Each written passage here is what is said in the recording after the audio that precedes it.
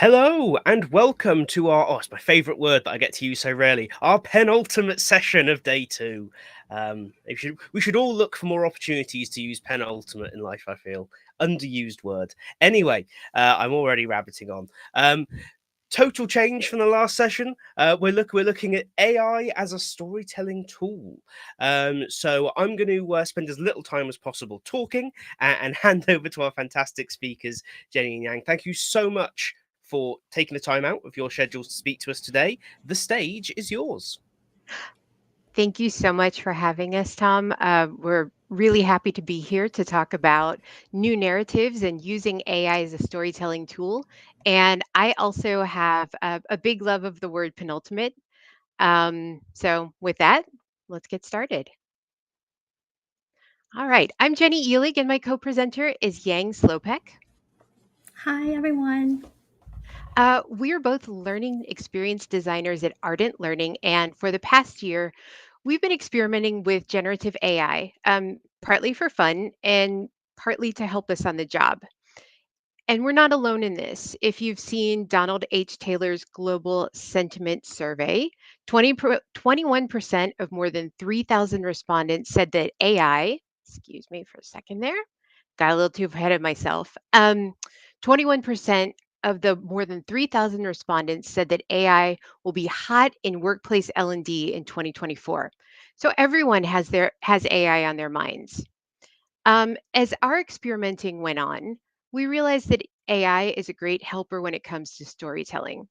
So, as a design thinking expert, Yang knows that stories can enhance learning solutions in ways other strategies can't. As for me, I came to the L&D space after years of working as a reporter and editor. So, sharing information in a narrative structure is kind of second nature to me. Today, we're going to go on a journey. During this journey, we'll explore the power of stories, the components of a successful story, and ways you can use AI to support storytelling in your learning designs. Now, let's start our narrative off with a classic opening line. Once upon a time, there was a group of learning professionals. That's us.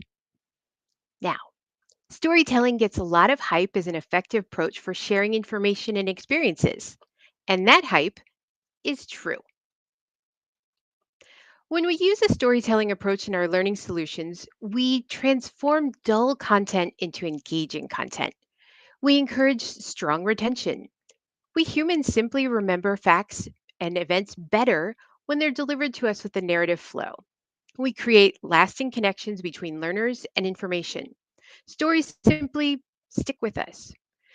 And we can convey nuance both through plot and language that really speaks to learners. Now, storytelling has four components. We call these the four pillars of storytelling, or the four P's, and specifically they are people. When we're discussing stories for learning experiences, people could refer to the characters as well as our learners. Places. This could be both the story's setting as well as the context. Is it a corporate setting, a classroom? Then there's purpose. This is our why. Why are we telling this story? Is it to inform? Is it to teach a process? And how does it help our learners? And then finally, we have plot. And I'm sorry, Tom, I just missed an opportunity to say penultimate, but plot is our ultimate. Plot. This is what happens in your story. If you see this word and get nervous, don't worry. Plot doesn't necessarily mean twists and turns and cliffhangers and surprises. Your plot could be steps in a process.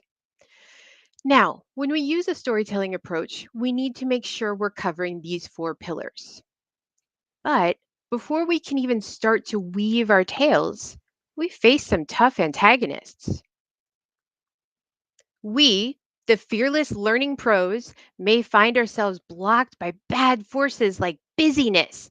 How many of us jump from meeting to meeting and we can't get into the right headspace to create? And then there's writer's block and creation fatigue. We spend hours creating content, writing stories, and our brains are just fried. Then we've got muddled plot lines and lack of clarity about our people and places. We might not have enough insight to create scenarios that are helpful to our learners. And we might not be entirely fluent. Uh, we might not speak our learners' language, and that's fair. So, what can we do when we're faced with these antagonists? Yang, how can we fight against these challenges? Right? These are really tough challenges that we need to fight, but lucky for us, learning professionals, here is where artificial intelligence, or let's call it AI, just give it a name, enters our tale. It's like a well-meaning robot wizard that help us along our storytelling journey. So, with that, meet AI, my fellows learning fellows. This well-meaning robot wizard with the name AI is here to help us create engaging learning stories that meet the needs of our modern learners. And whether we're using AI to help us write scenarios, simulations, case studies, games, videos, news stories, backstories, you name it, or even design a narrative that goes through the entire learning experience, AI can help us through the plot twists and turns that early on Jenny told you not to worry about, but you probably are anyway still. It can help us create happy endings and effective, memorable learning experience for our audience. And even better, AI can never get tired. Like us humans, we might exhaust an object, but AI just keeps going unless you run out of your chat credits. But that's another story. Anyway, here's the twist. There's no real magic in it though. Like, not that kind of magic where you use your staff and turn water into gold, because generative AI is the category of AI. It's the structure behind programs like OpenAI's ChatGPT, Microsoft Copilot, Google's Bard, or Anthropic Claude, many out there. So these programs generate text, images, videos, code, anything based on the input. And remember, it's your input. And they learn from existing data and user input to create responses, summaries, or even entirely new content, including stories. So now that we met our little robot wizard, which is pretty powerful, let's see how it works, or in other words, you can activate it so it can work its magic. So as you see on the screen, I'm guessing most of you have used some sort of generative AI, but just in case, here's how a generative AI experience typically goes for us as learning professionals. It's that little Jeep out there. We head to the app of our choice. It might be Microsoft Copilot, ChatGPT, Claude, or any other generator. And then you'll find an interface that looks similar to a chatbot.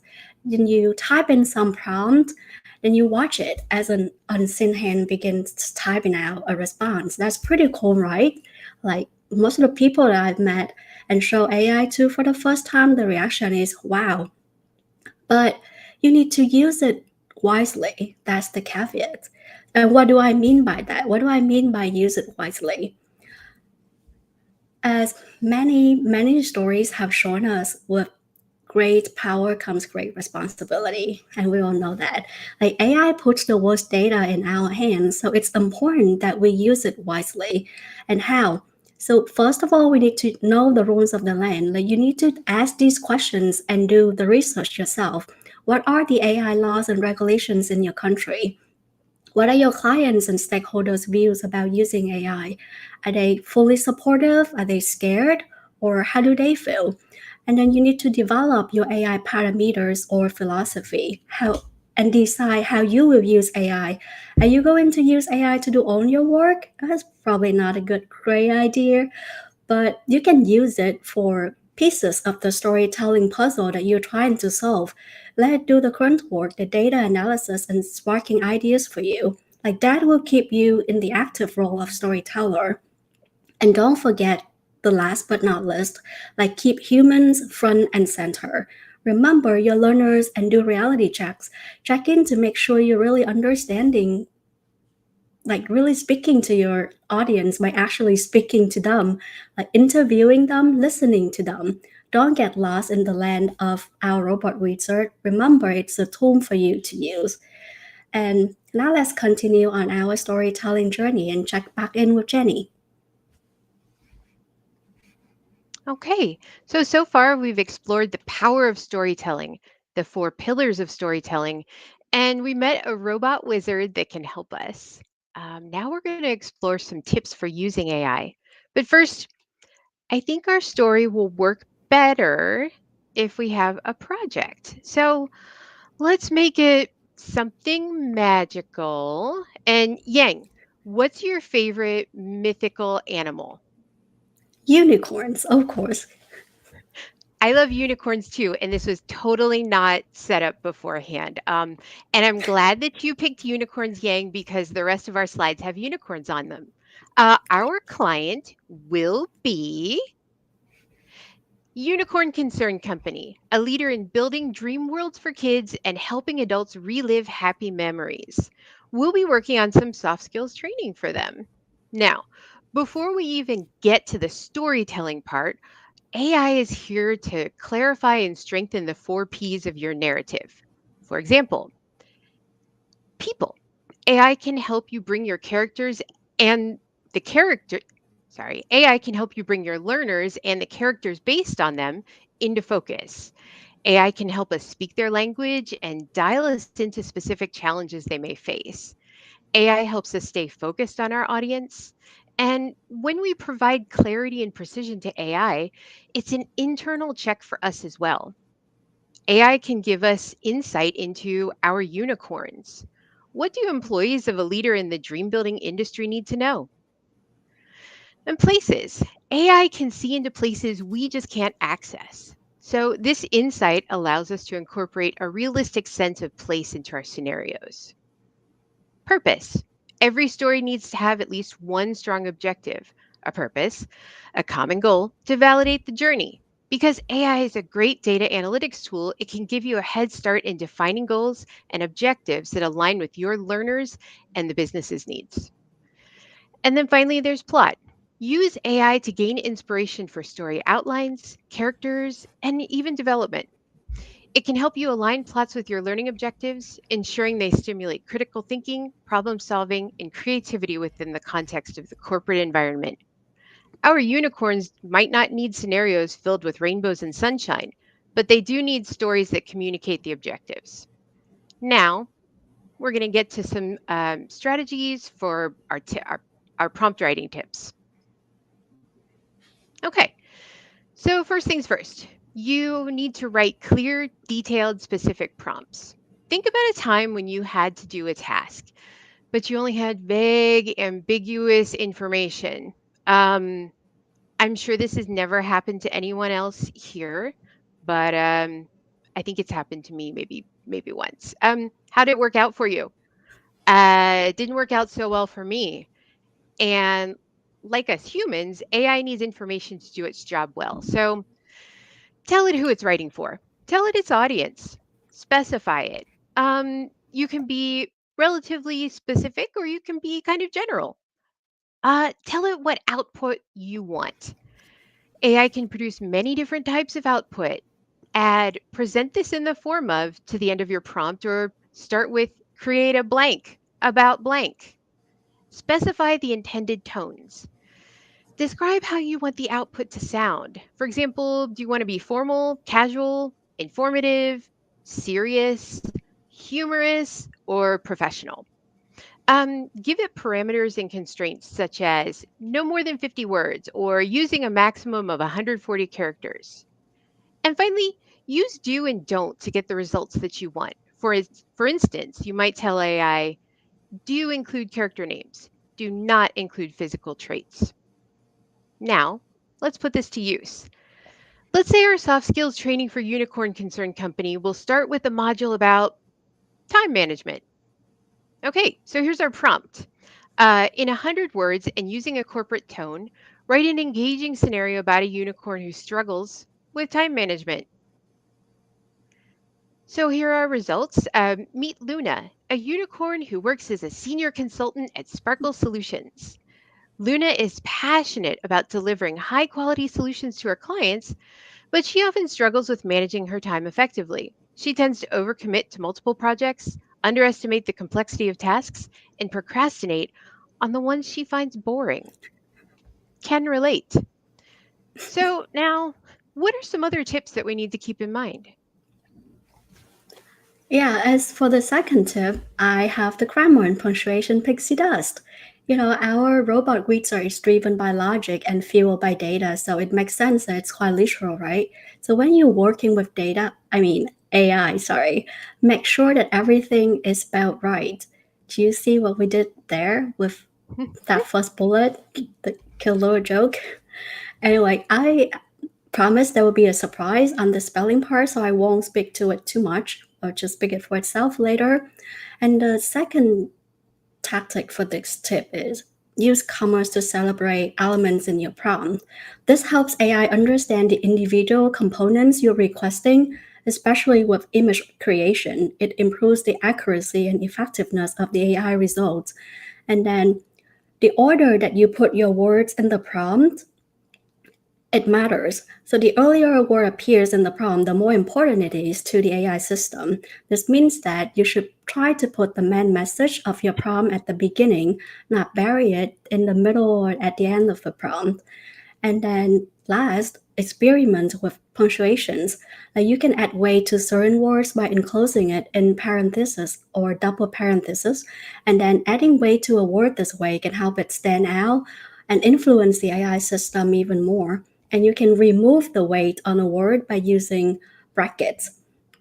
So this can be used when you're getting very close to the desired results that you want, but still something is missing. So if you just need a little extra fine tuning to get to the exact result how you want it, experiment with punctuations. Have fun with it. Surprises might be in store for you. And now, as I said, let's see what happens when we're not careful with our spelling.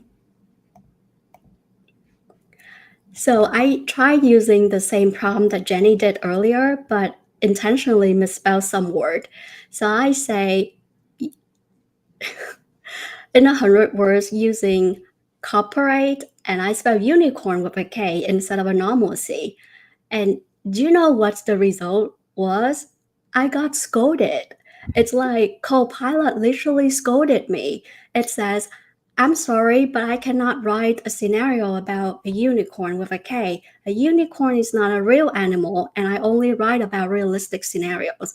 Perhaps you mean to say unicorn, which is a mythical creature with a horn on his head. If so, please correct your spelling and try again. See, right there, I got scolded for misspelling, and it says thank you for your understanding. So that's what happened. It doesn't really care about the corporate part, but the keyword, if you misspell, you're gonna get scolded, I guarantee. So Jetty, what happens if the results that we get from our robot wizard friend start to feel a little repetitive and dull? Now, I will say, Yang, that when Copilot scolded you, it did use a smiley emoji at the end of Right? it. So it's trying to soften the blow. Um, Now, if your robot wizard's results seem to get a little stale, dull, that means it's time to mix things up by adding variety. You can ask AI to adopt a role or a persona. Use phrases like in the style of, or act as if, or you are in your prompt. For example, you may tell AI, you are an excellent writer of fiction bestsellers, or you are a motivational speaker. This can shift the output in new and creative ways.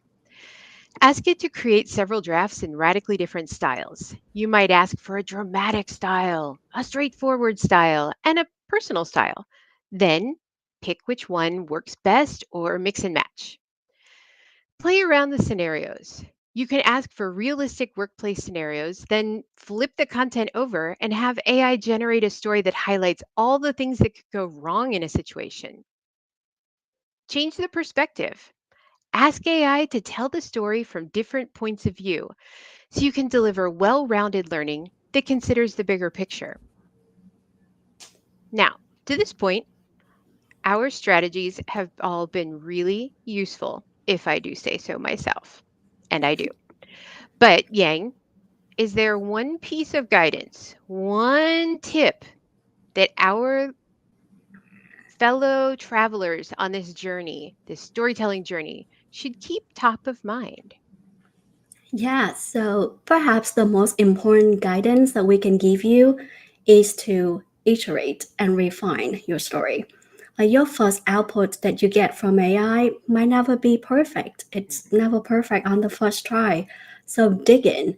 If you like a part of the story and want more details about it, ask the AI to dig in and elaborate on that part and leverage the context, like reference previous responses and maintain context within a conversation. So AI remembers the context. That's why when you just keep saying like, hey, add this, remove that part, it understands because built on previous prompts and results. So build on it through tweaking your previous prompts, and you need to tell AI to be honest and correct if you don't want it to have a lapse in memory. Just say, if you do not know the answer, just say you do not know, or you do not answer if you can't find the 2024 data. If this is a model that isn't connected to the internet, just like us humans, if we have a lapse in our memory, we, we try to give the answer by making it up, right? Like we Yeah. try to cover up that memory loss. So if AI give you an answer that is incorrect or undesirable, just tell it to be honest to you, and it will. And then last one, I would say incorporate relevant keywords. It is that is related to the topic that you're exploring. For example, if you're writing a scenario about AI ethics, they include terms like bias, fairness, accountability. So just to sum this up, look at the picture that we have on the slide. Think about working with AI as collaborating with your coworkers on a project. You discuss as a team, you go back and forth, you give guidance and feedback, you listen and ask questions. The only difference is this time your coworker is a robot wizard, not Jenny sitting in front of me or my other coworkers. So now let's see an example where we ask AI to use context and to dig in. We we return to our unicorn first learning model with the time management issue, and we ask AI to write the story from the perspective of an Instagram influencer. As you can see, we got a pretty long response. It's all glitter and sparkle and magical, but it won't fit into the word limit for our story, right? But we read through the response and we were interested in hearing more from that owl, the advice from that wise owl. So we asked AI to elaborate on the owl's horse. And how do we say that? We build on it and we tweak the prompt a little bit. We say, in 50 words, elaborate the owl's horse in the form of a bulleted list. And there you go. You have a little sing-songy poem from the owl in the bulleted list. Time is precious, yet finite. Prioritize tasks by importance. Delegate responsibilities when overwhelmed. Embrace balance to maximize time. Cherish moments beyond duties. I like this one. Cherish moments beyond duties. Let time be an ally, not an enemy. So, with this little song, this part of your AI storytelling journey is coming to a close. But we hope it won't be the last of you using AI for storytelling. Now, the characters in our story, me, Yang, and all you learning pros who joined us today, are going to leave IDTX and return to your day to day. But our storytelling journey will stick with you, at least we really hope so. And it'll remind you that storytelling is an effective way to create memorable learning experiences. Successful stories use the four pillars: people, place, purpose, and plot. AI can help you clarify and strengthen the four pillars and conquer the challenges of storytelling, but you must keep the human element front and center. And finally, well written AI prompts will take you far, but the road to happily ever after is paved with iteration. So, from me and from Yang and from Ardent Learning, want to thank you for joining us.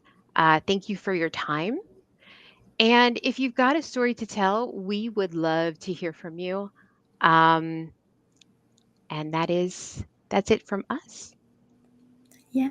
And we're ready for questions if you have any. And if you get a chance to try to use our AI tips to write a story for your learning, we're excited to hear about that too. Fantastic. Well, I think that we know there's a bit of a delay with the chat, so we'll give it just a moment to see if people have got Mhm. questions. Um, Absolutely. But last week, this may be a bit of a curveball. I ran a virtual roundtable for the Learning Network on kind of the ethics of using AI to create content specifically. Um, and it was very interesting because everyone had very different views, as you might expect for a topic like AI. But a concept one person brought up was, at what point does using totally AI generated content just become stealing? And it really kind of split the room about whether or not it was stealing in any way, or whether or not it was totally original, or if it exists in some strange middle place. I'd be super interested as two people who have clearly utilized it to create some really great content that very much looks and sounds like you, not like anyone else. So, where do you sit, and where do you draw the line between, you know, taking inspiration from and using it effectively without just going, okay, copy and paste straight out of ChatGPT into this? Um, well, I can say that I have never had the copy paste experience directly from ChatGPT. Um, and I can't speak for Yang on that, but she's nodding her head. So I think it's been similar for you, Yang. Yeah. Uh, I still feel like there's that. I understand why people there is this divide on the ethics of doing that. Um, but the technology isn't there where you can just copy paste. There's always going to be this layer. Sometimes the layer is um, a really thick layer of Jenny or Yang in the story that's coming out. Sometimes it's there's nothing from the AI. It might have been a kernel of an idea that came from loads and loads and loads of iterations Mhm. to get to the point. So I can see why there's concern. And here in America, we've had people um, such as the Screenwriters Guild of America, Actors Guild striking over concern over losing their jobs, right? And these are coveted positions, and the thought that, oh, you can just be replaced by AI will come in and take over writing all of the sitcoms and all the TV shows that we cherish. And believe you me, I do cherish TV. I do not think that we're at that spot. I think there's going to be the human touch. I think it is quite wise, and as we said in the presentation, to have your philosophy there, have it in place. It's also quite wise for institutions like that to have their approach to it. Um, have it set forth so that there aren't these conflicts and divides. I think it's a conversation that we're going to be continuing to have and should be having. And I can chime in here a little bit too, Jenny. Like, I actually have this conversation about the ethics of using AI at Christmas, actually. Interesting. But the thing is, like, from my experience, it's never a straightforward cut and paste. Like, you never type in a prompt and then you copy it and paste it right into your work. It doesn't work that way. At least it has never been for me. Like, it takes a few iterations at least, and then you have to go through the content and verify if that's correct or not.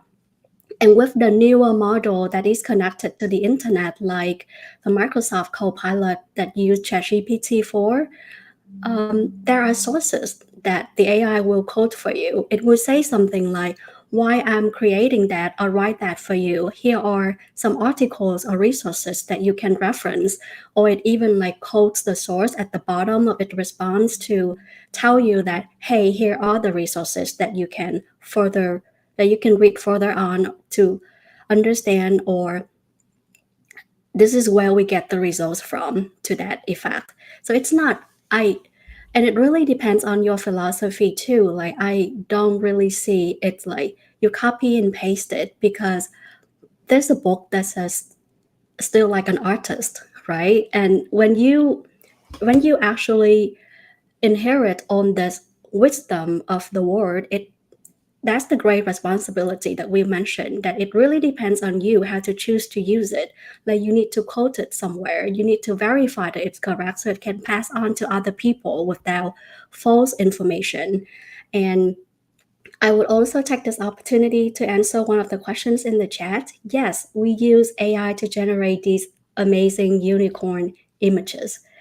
um, I do. We do. Like we take turns to use AI and sharing the prompts so we can create somehow a similar look for our unicorns. And the thing is, there's a credit part at the bottom of AI when it creates any images. It will say images created by AI using some of these sources like FreePics or vectors.com or something. Like here are the resources that you can dig deeper into. So yeah, that's my thoughts about the ethics of AI. Fantastic. And I think it's a really exciting area to discuss right now because it's still so kind of formative. I think I'd agree that it's a really positive sign that people are having that discussion rather than shying away from it, which I think was certainly what I was afraid of. We've got Ali in the chat. So we touched on why humans are still needed with AI. We need to validate that output 100%. And I think that's been present throughout everything you've said. Fantastic. Well, thank you both so much for. I think I posted about it in the chat and I shared some on LinkedIn because those slides made me very happy. They were lovely Thank you. slides. That's fantastic. I mean, yeah, thank you both for your time for that fantastic session. Thank you for everyone involved in the chat who's been chatting about this, and please do continue the conversation. I think AI is one of those topics where it's not going to be here today, gone tomorrow. We kind of know that now. It's definitely a big topic. Obviously, the results for the sentiment survey came out today. That's going to be huge debate over the next couple of weeks. So please pop your thoughts down in the comments. Thank you all. And our next session is in just around half an hour's time. It's our last session of the day, Future Proofing with Nate Rowland, who's returning to IDTX again and always brings a tremendous amount of energy and tends to be, because of time zones, the last session of the day as well. So it kind of wakes me up before I have to go, right, it's time for bed now, which is great. So we can all look forward to that. Thank you both so much, and we will hopefully see all of you in our last session of the day. Thank you, Tom. everyone. Thank you, Tom. Thank you, everyone. Bye. iSpring is an e-learning software provider dedicated to streamlining e-learning worldwide. With a team of top industry specialists, they create tools that make e-learning both efficient and enjoyable. Their AI-powered course creation tool, iSpring Suite, and the iSpring Learn LMS are the top choices for thousands of instructional designers, L&D pros, and content developers. Crafted with the user workflow in mind, iSpring ensures a seamless experience for the creation of impactful learning content. Their website, iSpringSolutions.com, offers a treasure trove of e-learning resources perfect for those seeking to boost their L&D career or elevate their organization's e-learning practices. You can check out the iSpring Solutions website using the link in the description